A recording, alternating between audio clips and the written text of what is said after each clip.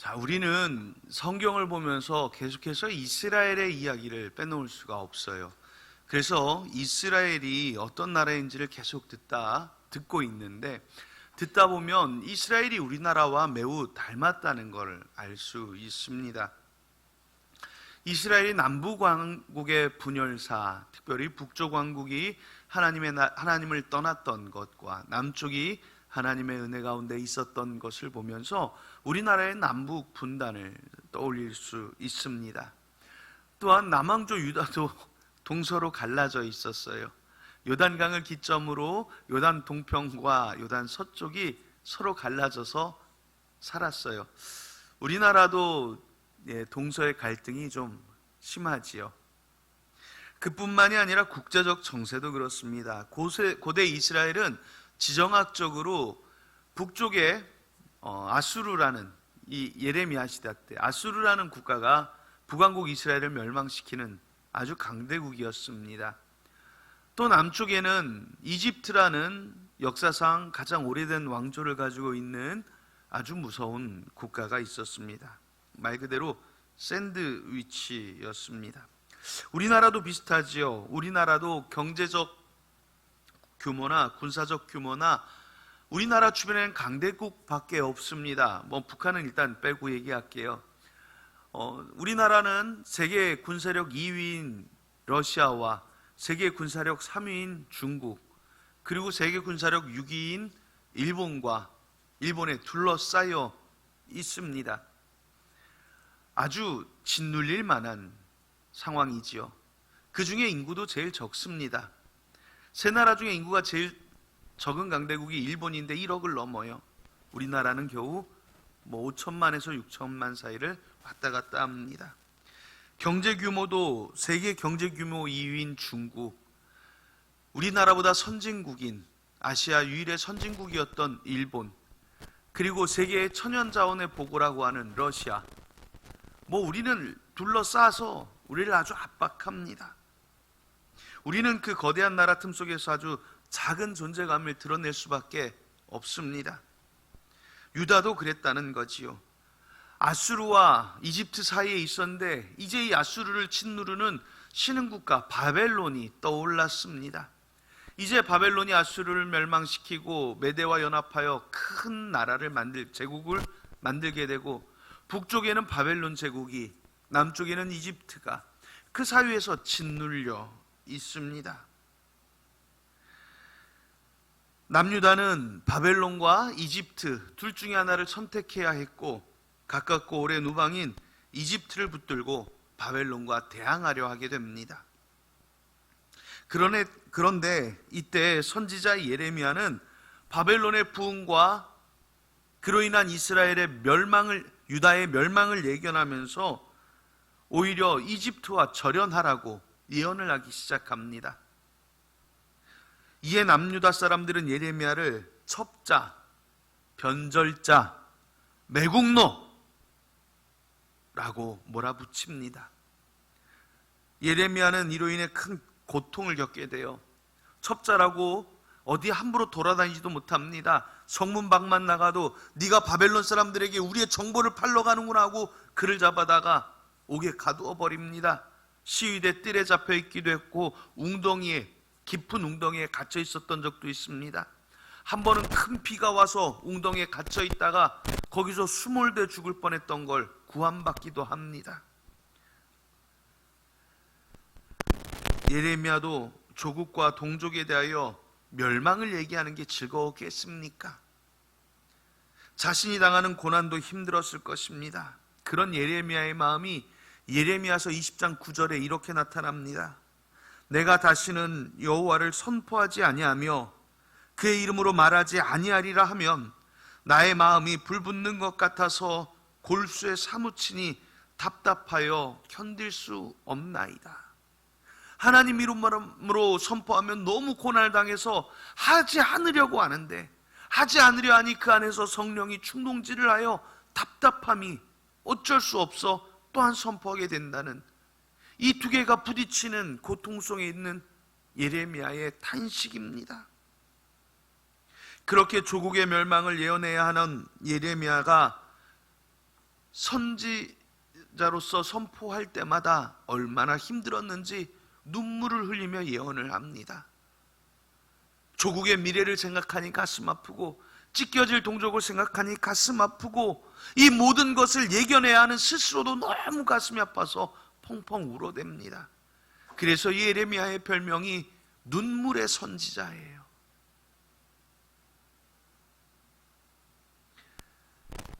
조국의 멸망을 예언하였던, 동족의 말살을 예언하였던 눈물의 선지자 예레미야서가 오늘 우리에게 무엇을 말씀하시는지 우리는 이 예레미야서를 통하여 하나님의 음성을 함께 듣기를 원합니다. 유다의 마지막 시대에 하나님의 말씀을 전하던 선지자는 이들에게 명백한 죄가 있다는 것을 먼저 지적을 합니다. 예레미야서 2장 13절에 이렇게 말씀합니다. 내 백성이 두 가지 악을 행하였나니 곧 그들이 생수의 근원되는 나를 버린 것과 스스로 웅덩이를 판 것인데 그것은 물을 저장하지 못할 터진 웅덩이니라 말씀을 합니다. 두 가지가 대비되는 거예요. 생수의 근원을 버리고 물을 저장할 수도 없는 터진 웅덩이를 파고 있다는 겁니다. 이 두 가지의 대비를 여러분 잘 이해하실 수 있겠어요? 생수의 근원이란 이 중동 지방에 물이 부족해요. 그래서 생수가 하나만 터져도, 물의 근원이 하나만 생겨도 엄청난 이득을 봅니다. 오아시스가 하나 생기는 거예요. 그런데 생수의 근원을 막아버립니다. 그리고 비 오면 물을 저장하겠답시고 뚝을 만드는데 물을 저장하지도 못할 터진 웅덩이를 만들어 놓습니다. 비가 와도 아무리 와도 이 웅덩이에 물이 고이질 않아요. 줄줄 새요. 그런데 그걸 보면서 우리에겐 웅덩이가 있으니 비가 오면 저장하면 살 수 있겠다 말하는 어리석은 백성이 됐다는 겁니다.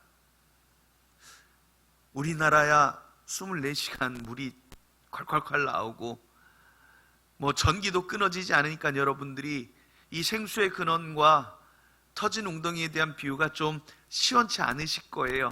고대 중동 사람들에겐 이게 절실했는데 우리에겐 절실하지 않아요. 그래서 제가 이 말씀을 묵상하다가 어떻게 비유하면 좋을까 생각해 보니 그런 생각이 들더라고요. 주식하시는 분들에게 무슨 여러분들이 좋아하는 주식, 아주 유명한 애플 주식, 그런 것들, 삼성전자 주식, 지금도 좋은지 모르겠는데 그런 거를 다 팔고 내일 모레 망할 회사 주식을 사면서 이거 곧 오를 거야 생각하는 사람이 있다면 여러분 어떻게 하실 거예요? 내일 모레 부도 난대요. 그런데 그거 주식 사서 이건 오르면 1000배 올라. 나 부자 될 거야. 이러고 있는 사람 보시면 어떻게 해야 돼요? 말려야 돼요.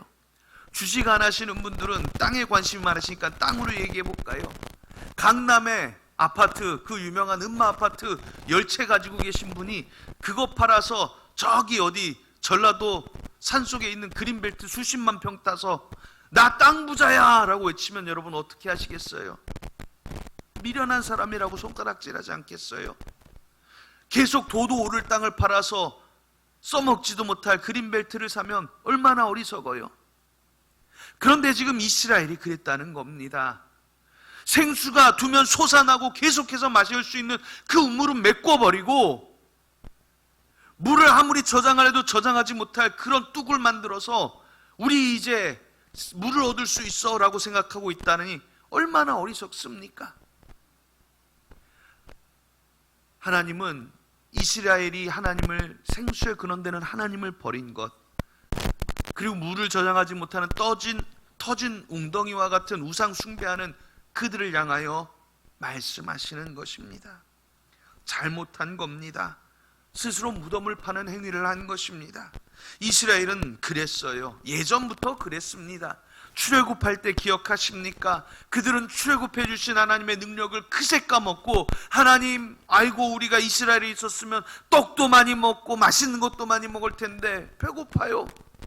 하나님이 그들에게 그들의 조상도 알지 못하고 먹지 못했던 만나를 주셨습니다. 만나를 먹다 보니 또 뭐라고 그래요? 아이고 우리가 애굽에 있었으면 거기에서 고기를 먹을 수 있었는데 우리 광야에 나오니 고기도 못 먹네. 하나님이 그들에게 메추라기를 주셨습니다. 아이고 하나님 떡 먹고 고기 먹으니 목이 마른데 물도 없네요.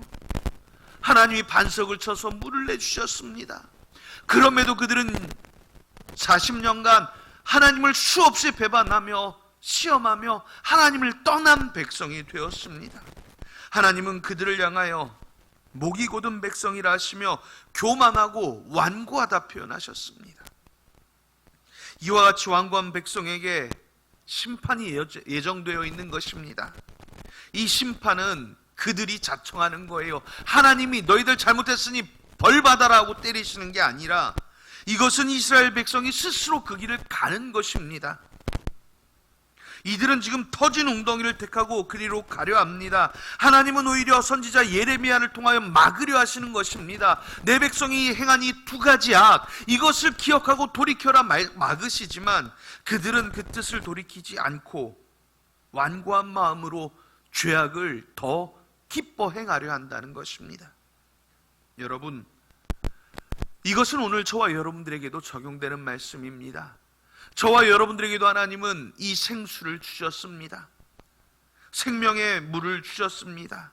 요한복음 4장에 보면 예수님께서 사마리아 수가성이라는 곳에 가세요. 거기서 우물가에서 한 여인을 만나십니다. 그리고 그 여인에게 말씀하십니다. 요한복음 4장 13절 14절에 예수께서 대답하여 이르시되 이 물을 마시는 자마다 다시 목마르려니와 내가 주는 물을 마시는 자는 영원히 목마르지 아니하리니 내가 주는 물은 그 속에서 영생하도록 솟아나는 샘물이 되리라. 하나님은 오늘 우리에게 영생하도록 솟아나는 생명수인 예수님을 주셨습니다. 그러면 이제 저와 여러분들도 이 이스라엘 사람들과 같은, 유다 사람들과 같은 선택의 기로에 있습니다. 생수의 근원되는 하나님을 잊어버리고 생수의 근원 되시는 예수님의 생수를 막아놓고 세상이라는 터진 웅덩이를 향하여 나를 좀 채워달라고, 나의 욕심을 채워주고 나의 욕망을 채워달라고 바라볼 것인지, 우리 안에 영생하도록 솟아나는 생수인 예수님을 바라볼 것인지 선택하셔야 하는 것입니다. 사랑하는 여러분, 성경은 오늘 우리에게 무엇을 말씀하시겠습니까? 우리가 다시 은혜로 돌아가야 합니다. 생수의 근원 되시는 하나님, 우리의 영생하도록 솟아나는 샘물을 주시는 예수님을 기억하고 예수님의 은혜 아래 머물기를 선택하는 그런 결단하는, 사랑하는 예번의 성도들이 되시기를 축복합니다. 여러분들이 세상에서 만나는 모든 것은 터진 웅덩이입니다. 채울 수 없어요. 우리의 욕심은 아무리 채워도 채워지지 않는 터진 웅덩이입니다. 이런 예화가 있습니다. 남편감을 파는 백화점이 오픈을 했어요. 이 백화점에 가면 마음대로 남편감을 골라갈 수 있답니다. 그래서 한 처녀가 마음 먹고 그 백화점에 갔어요. 남편을 골라봐야지. 그랬더니 백화점 1층부터 5층까지 딱 있어요. 그런데 백화점에 이 법이 정해져 있어요. 뭐냐면 각 층은 다음 층보다 더 좋습니다. 다만 위층으로 올라가면 아래층으로 내려오지 못합니다. 좋아요 하고 이 여인이 1층에 딱 들어갔습니다. 들어갔더니 직업도 좋고 아이를 좋아하는 남자들이 딱 진열돼 있어요. 야, 1층이 이 정도면 2층은 어떨까 하고 2층에 올라갑니다. 2층을 갔더니 돈도 잘 벌고 아이도 좋아하며 거기다가 매우 잘생긴 남자들이 딱 진열되어 있는 거예요. 이 여인은 생각합니다. 2층이 이 정도면 3층은 어떨까? 3층에 올라갔더니 3층은 돈 잘 벌고 아이 좋아하고 아주 잘생겼고 거기다 플러스로 집안일까지 잘 도와주는 남자들이 쫙 진열되어 있어요. 이 여자가 신이 났습니다. 얼쑤! 그럼 4층까지 가보자. 4층 갔더니 돈 잘 벌고 아이 좋아하고 잘생겼고 집안일 잘 도와주고 거기다가 아주 로맨틱한 남자입니다. 얼마나 멋져요. 이 여자가 야, 그럼 5층은 도대체 뭐가 있을까?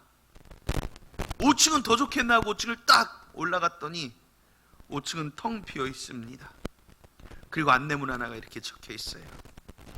5층은 비어 있음. 만족을 모르는 당신, 출구는 왼편 계단을 따라 내려가시면 됩니다.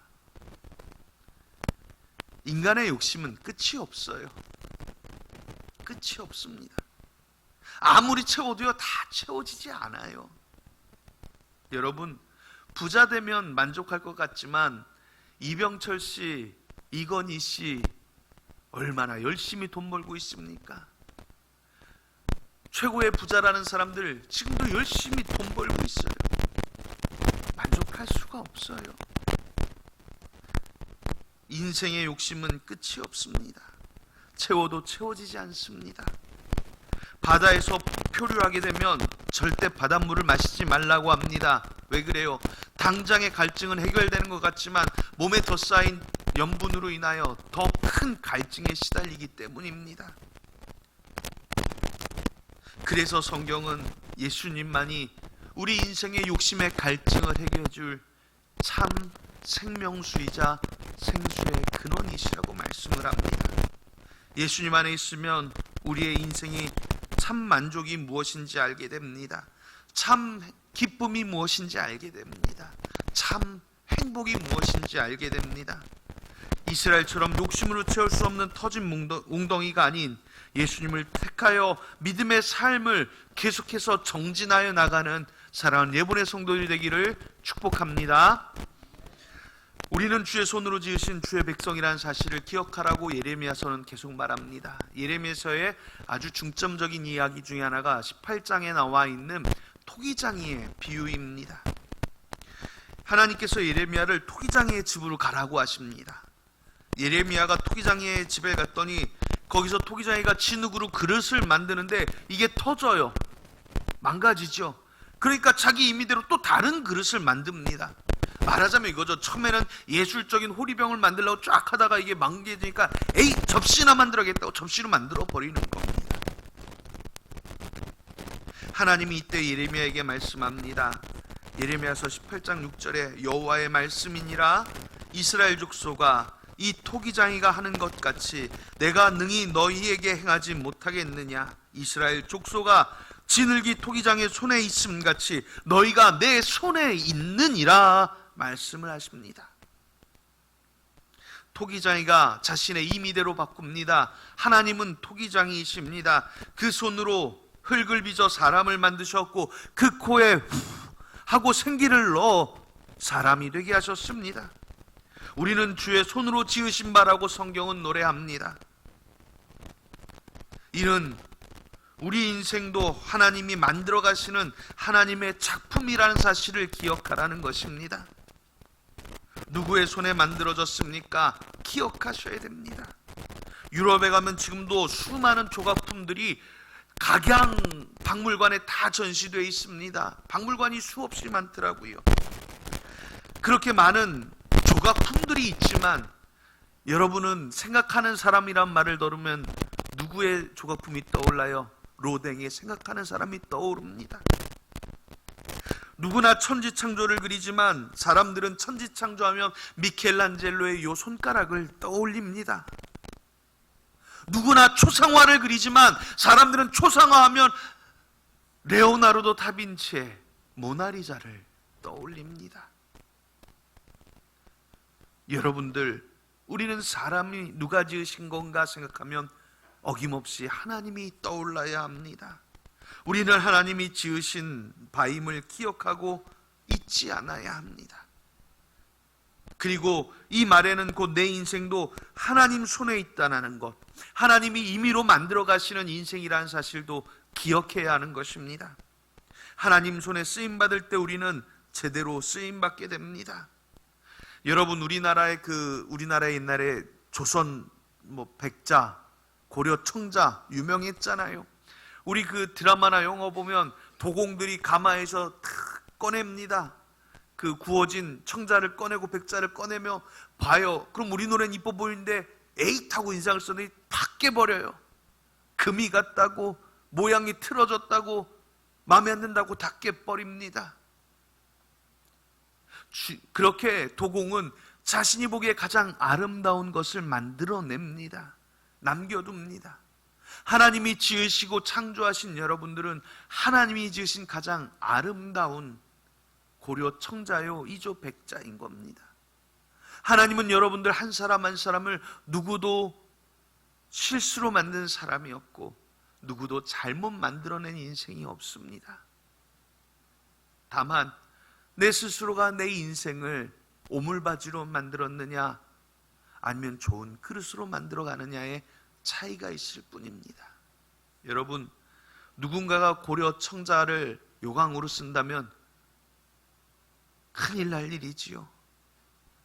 그런데 우리가 우리 인생을 그렇게 만들어 갑니다.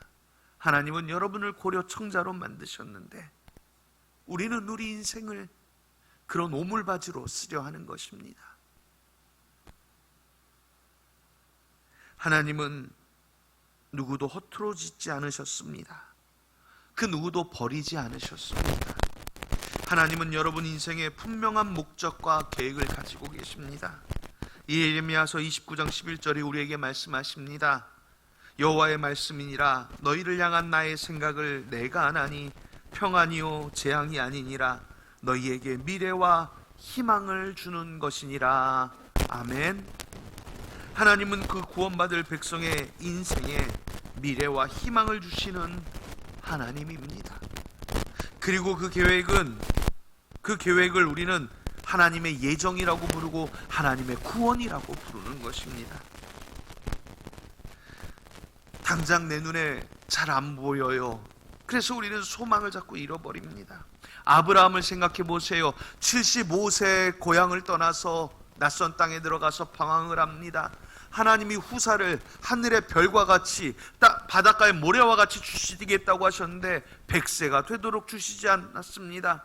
그래서 86세 때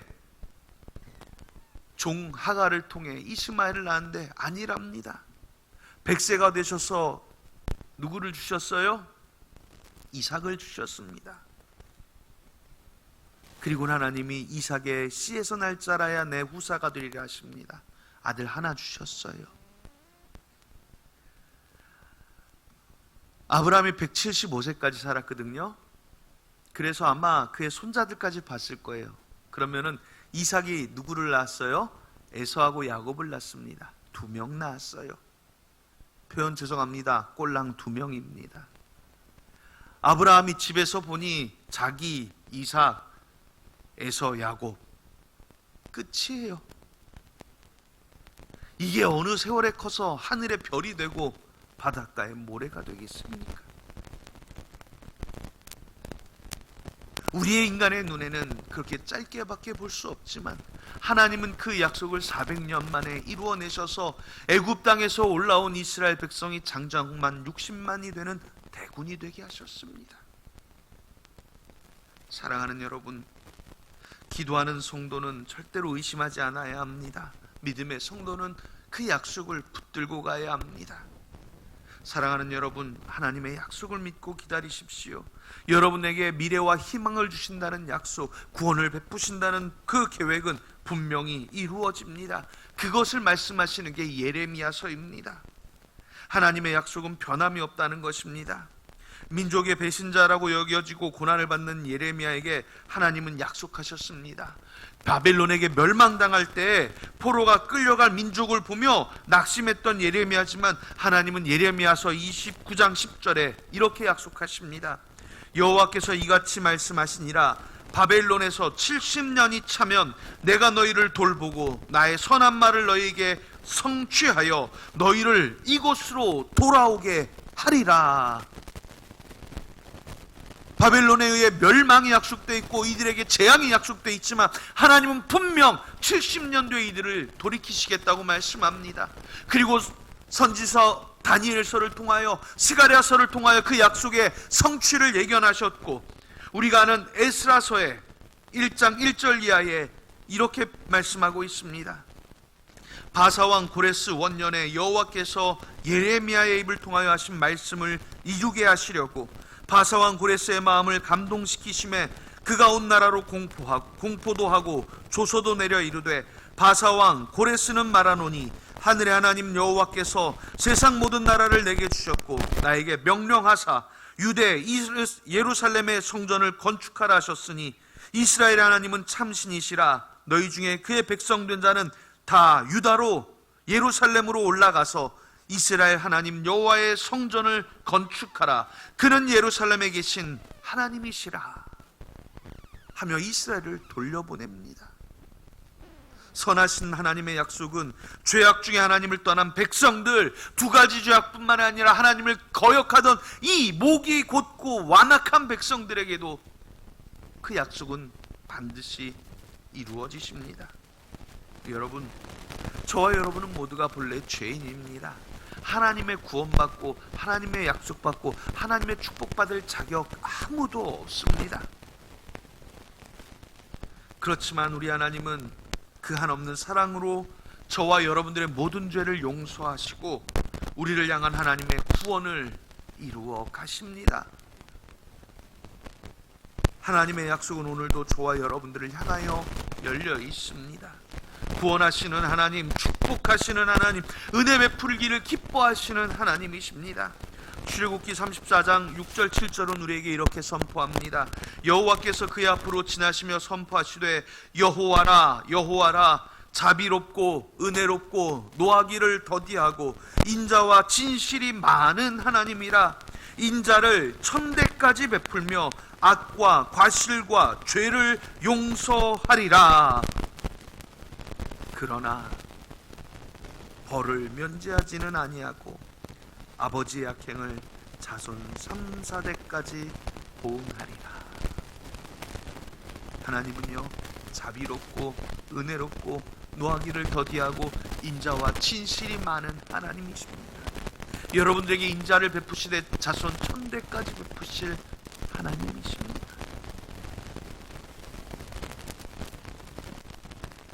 오히려 70년 후의 회복으로 그 사랑을 베푸시는 주의 약속을 기억해 보십시오. 신실하신 하나님이 예수 그리스도를 구주로 믿는 저와 여러분을 오늘 구원과 천국으로 인도하시리라는 약속은 어찌 이루어지지 않겠습니까? 환난 중에도 소망을 놓지 마십시오. 고난 중에도, 고민 중에도, 큰 아픔 중에도, 눈물 중에도 주의 신실하심을 잊지 마십시오. 우리를 향하여 회복을 명하시는 하나님은 오늘 본문을 통하여 우리에게 새 언약의 약속을 주시지 않으셨습니까? 여호와의 말씀이니라. 보라, 날이 이르리니 내가 이스라엘 집과 유다 집에 새 언약을 맺으리라. 이 언약은 내가 그들의 조상들의 손을 잡고 애굽 땅에서 인도하여 내던 날에 맺은 것과 같이 아니할 것은 내가 그들의 남편이 되었어도 그들이 내 언약을 깨뜨렸음이라. 여호와의 말씀이라. 그러나 그날 후에 내가 이스라엘 집과 맺을 언약은 이러하니 곧 내가 나의 법을 그들의 속에 두며 그들의 마음에 기록하여 나는 그들의 하나님이 되고 그들은 내 백성이 될 것이라. 여호와의 말씀이니라. 아멘. 하나님은 오늘도 저와 여러분들에게 예수 그리스도를 통하여 새 언약을 주셨습니다. 곧 구원과 축복의 약속이요 여러분들의 성취될 약속입니다. 이제 우리가 더욱 믿음에 살아가시는 성도들 되시기를 바랍니다. 오늘 우리 장로님 기도해 주신 대로 더욱 기도에 힘쓰는 장로님 성도들 되시기를 바랍니다. 더욱 전도에 힘쏟는 성도들 되시기를 바랍니다. 우리가 받은 이 언약은 구원의 약속이요 축복의 약속이요 성취될 약속입니다. 이미 구원은 성취되었고 이제 우리가 천국에 이를 때 성취될 것입니다. 새 언약을 맺으신 하나님의 신실하심을 믿으시며 우리의 일을 향하신 주의 구원을 기다리시기 바랍니다. 오늘 설교를 마칩니다. 이스라엘이 스스로 웅덩이를 팠습니다. 물을 저장하지 못할 터진 웅덩이를 파고는 생수의 근원되는 하나님을 떠나는 죄악을 저질렀습니다. 이제 우리는 달라야 합니다. 우리에겐 생수의 근원 되시는 예수님이 있습니다. 우리 안에서 영생하도록 솟아나는 기쁨과 참 행복이 있습니다. 예수님을 믿는 믿음을 붙드십시오. 우리를 향한 축복의 약속을 신실하게 이루시는 하나님을 믿으십시오. 토기장이신 하나님께서 우리들의 인생을 오늘도 더욱 아름답게 만들어 가시는 줄로 믿으시고 기도하며 주의 십자가 붙들고 나가는 거룩한 사순절 기간이 되시기를 예수님의 이름으로 축복합니다. 기도하겠습니다. 하나님, 우리에게 새 언약으로 예수 그리스도를 통하여 영원토록 솟아나는 샘물을 우리에게 주시는 하나님께 감사드립니다. 우리가 주의 약속 신실하심을 믿고 나가오니 사랑하는 성도들의 마음에 하늘로서 나리는 은혜와 축복을 더하여 주사 새 언약의 약속 그대로 우리가 예수 그리스도를 통하여 구원을 이루어가게 하시고 삶의 축복을 이루어 주사 사랑하는 성도들 행복하며 기쁨이 넘치며 은혜가 넘치게 하여 주시옵소서. 사랑하는 성도들의 삶과 가정과 직장과 일터마다 복의 복을 더하시고 은혜의 은혜를 더하시며 평강의 평강 더하여 주시기를 예수님의 이름으로 기도하옵나이다. 아멘.